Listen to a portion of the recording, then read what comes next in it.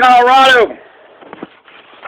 What's up, Colorado? Proposition 114. We got to talk about these issues, right? We got initiative, referendum. We got questions every year. We actually got a operational, a democracy that functions here. So we need to talk about the initiatives. The initiatives are brought forth by the people. The people vote on it. If the people get it, there isn't shit that the powers that be can do. And so Proposition 14 is just like this, okay? So at first, it's what? Oh, yeah, we got to go coddle these damn wolves, right? People are sitting there talking about gray wolves. Proposition 114 is releasing a bunch of gray wolves out into the atmosphere, right? Just throwing a bunch of wolves out in the atmosphere. Good night, Little Red Riding Hood. Oh, boy, Little Red Riding Hood is going to get, I guess, make sure the gray wolf has himself a nice dinner and a dessert. People talk about wolves in sheep's clothing. How about wolves in wolves' clothing? That's not a, sheep masquerading around or a wolf masquerading around as a sheep. That's a wolf masquerading around as a wolf. Hey, I got a great idea. How about we just release a bunch of wolves all over the place? So first, I was like, vote no on Proposition 114, releasing gray wolves into what? Maybe the Rocky Mountains? Yeah, so they can come on down. Going to be, released to a forest, a mountain, a valley, or a mesa near you, Colorado. Once gray wolves are released, in order to keep the gray wolf population stabilized, we're going to need to release some lions. And then after the lions have been released, and then the raptors came. Proposition 948 is going to reanimate woolly mammoths back to the Americas. That's extinct. That's very endangered. Extinct is very endangered. So yeah, fantastic, Colorado. Thousands upon thousands of gray wolf predators are going to be swarming in beehives near you. So good night, Red Riding Hood. May your eternal sleep bring you happiness. But on second thought, I stand corrected. I kind of wanted to be convinced of this, and I was. So I'm very happy about this. So there clearly must be some overwhelming benefits to releasing wolves. Why are we talking about releasing gray wolves out into the wild? And unless there's some benefits, clearly there must be, right? So this isn't thousands upon thousands of wolves earlier meeting. No, this is only 1,000 wolves, and that's at the maximum. In fact, over at Yellowstone National Park, they only got about 50 or 60 wolves. And it's just at Yellowstone, so it's not all over, whatever state Jellystone is in. So 1,000 wolves, right? So we're going to put them in a national forest, maybe up to 1,000 wolves, maybe just, 60 of them, maybe 50, nowhere close to people. It's a Canadian gray wolf. This helped the Yellowstone ecosystem. Gray wolves in Canada occupy 90% of their historic range. But here in America, the gray wolf used to be, covered about 75% of America. And now they only cover about 5%. So they're only, maybe just a tiny, small percentage of where their former historical range is. Because that's the definition of what's endangered and what's not endangered. In order for, it's easy, the federal government is good at saying, okay, that animal's endangered. They're not good at taking them off the list. So I'll talk more about that. But, yeah. The gray wolf helped the ecosystem of Yellowstone. The gray wolf was the absolute, the essential, critical component of the entire ecosystem. It's incredible what it did to Yellowstone, and it's incredible what gray wolves do to any ecosystems that they're a part of. So we're talking about, maybe 1,000 wolves, maybe not even that much, right? There's only 50 in Yellowstone, so we're talking about maybe 50, maybe 1,000, and it's just going to be a national park. It's going to be really far away. And then we're going to, they said the question said we're going to reintroduce the gray wolves onto Colorado lands west of the Continental Divide. So that's anywhere west of the Rocky Mountains, right? The peak of the Rocky Mountains, anywhere to the left side of the Rocky Mountains, which means that, Denver, Colorado Springs, Pueblo, all those are on the right side. So all those are fine.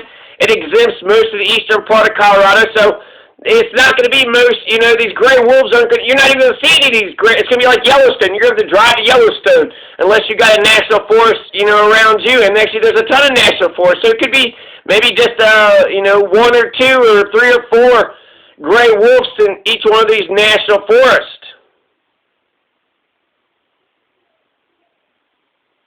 So you got gray wolves that used to be on 75% of America. Colorado's kind of the middle ground. If you actually see where these gray wolves have been repopulated, you got, a bunch in Montana, you got some in Mexico, but there's a big gap, right? Canada and Russia, this used to be an endangered animal. It's not an endangered animal. We're not going to do it to endanger the animal. We're going to do it to save the animal. We're going to do it to, we do need to save the animals, but we need to look at we need to have an ecosystem. I'm going to get into why I agree with this in a minute, okay? Come on, America, quit pressuring me. It's supposed to crescendo. It's supposed to, the ending, right? It's all about the ending. So gray wolves, the northwestern wolf, there's a lot of names for the gray wolf. The gray wolf is fine. There's also a red wolf too, right? The Canis lupus, there's about 38 subspecies of Canis lupus. So there's 38 different subspecies of gray wolf. What kind of gray wolf is it? Gray wolves are beautiful, right? The gray wolf, there's the northwestern wolf. This is the Canis lupus occidentalis. So the Canis lupus occidentalis, the northwestern wolf, which is a subspecies of Canis lupus, it's a gray wolf. It has a bunch of names too. The northwestern wolf is called the Alaskan timber wolf. It's called the McKenzie Valley wolf. It's called the Rocky Mountain wolf. I like that. The Rocky Mountain wolf, by reintroducing the gray wolves, they are the Rocky Mountain wolves. Why? Because they're the wolves in the Rocky Mountains. Canadian timber wolf, that's a subspecies of gray wolf. So timber wolves, right, Alaskan, Canadian, McKenzie Valley wolf, Rocky Mountain wolf, northwestern wolf, these are all gray wolves.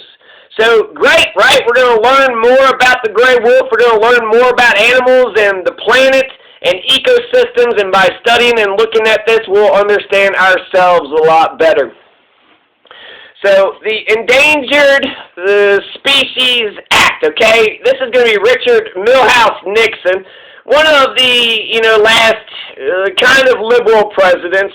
LBJ was the last one, but Nixon was actually far more liberal than what people give him credit for. 1973, he's the one that, signed the EPA. He's also going to sign the Endangered Species Act. The federal government can protect endangered animals, and then they release the management back to the states once they are no longer endangered. So the federal government is really great at saving endangered animals. It needs to protect, but they suck at delisting the animals. So the gray wolf has been on the list forever and ever. The federal government keeps on protecting animals that they don't need to protect. Gray wolves are not in danger of extinction. Don't let anybody tell you that. You got a shit ton of gray wolves in Canada. You got a shit ton of gray wolves in Russia. So even if you were to wipe out all the gray wolves in America, around the globe, there's a shit ton of gray wolves. So the definition of endangered for the federal government for Nixon and the Endangered Species Act, which he signed in 1973, is that the animal has to be endangered, from extinction in the entire world, or their territory, their historic range, meaning they're about to lose their historic territory, which is a little bit different than they're facing extinction. So, there used to be, 6,000 wolves? And they covered about 75% of America. That is not, I don't want that. I'm not pushing for that. I don't want the gray wolf to run America. I don't want 6,000 wolves running all over the place. I don't want 1,000 wolves running all over the place. They're going to be in national parks. They're going to be in designated areas. It's very smart, meticulous. They're talking about scientific commission to, look at the best science and figure out where we should put this. The reason why for, my change of heart is really just here in the Luvetti, here in southwest Castilla County, Colorado.